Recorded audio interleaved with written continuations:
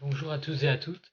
Je reviens dans cette vidéo pour vous parler d'un sujet qui me concerne personnellement.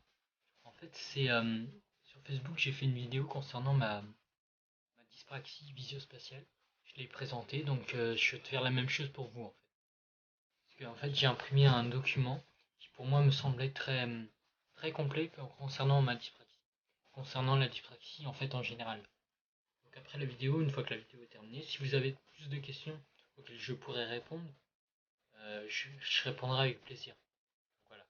Donc ça fera office de retour sur ma chaîne et comme je vous le dis, hein, moi je fais des vidéos, si ça me fait plaisir, si ça me fait pas plaisir de les faire, je les fais pas.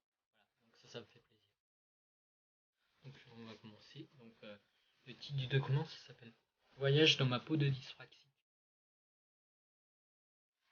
Donc être dyspraxique, ça veut dire avoir des difficultés pour planifier, coordonner et automatiser certains gestes de la vie quotidienne.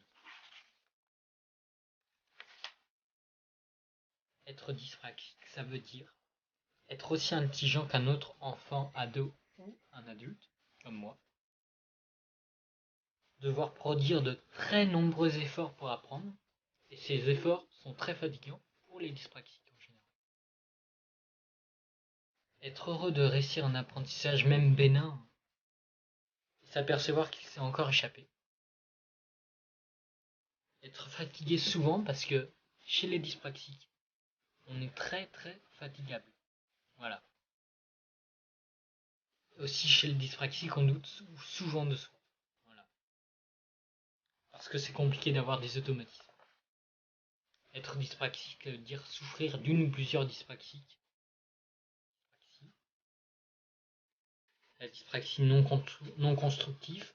Je ne vais pas vous les dire, je ne vais pas vous les détailler tous. Je pourrais vous les détailler par message, mais là c'est que j'ai pas beaucoup de temps. Voilà, la dyspraxie de l'habillage.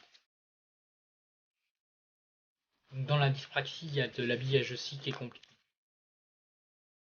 La dyspraxie idéomotrice. La dyspraxie orofaciale. La dyspraxie idéatoire. La dysgraphie.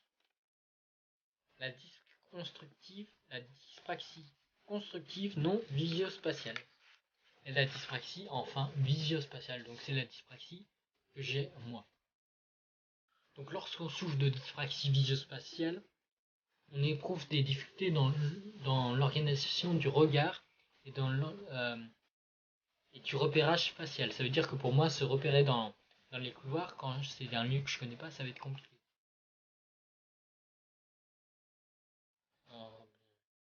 Et également dans tout ce qui est repérage dans les textes. En fait, dyspraxique, ça veut dire ceux qui ne sont pas dyspraxiques, donc peut-être vous qui me regardez, vous avez des automatismes. Et chez l'enfant dyspraxique, l'ado ou l'adulte, ces automatismes-là ne sont pas automatisés. En fait. Et donc c'est tout un apprentissage quotidien en fait. Les dyspraxiques, c'est à vie, donc c'est apprentissage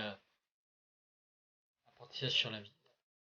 Donc si vous voulez, vous pouvez m'aider en comprenant que j'ai besoin de mes adaptations, en comprenant que je ne suis pas moi, mais différent, en ne vous moquant pas de moi, en me proposant un peu d'aide pour me repérer dans le couloir, en m'aidant à ranger mon matériel, ou en me proposant votre aide si je n'ai pas compris. Voilà, donc là mon téléphone va être en baisse de batterie, donc voilà. Excusez-moi du dérangement. Si vous avez d'autres questions, n'hésitez pas en commentaire à me les poser, je serai ravi d'y répondre. A très bientôt pour une prochaine vidéo. Merci, au revoir.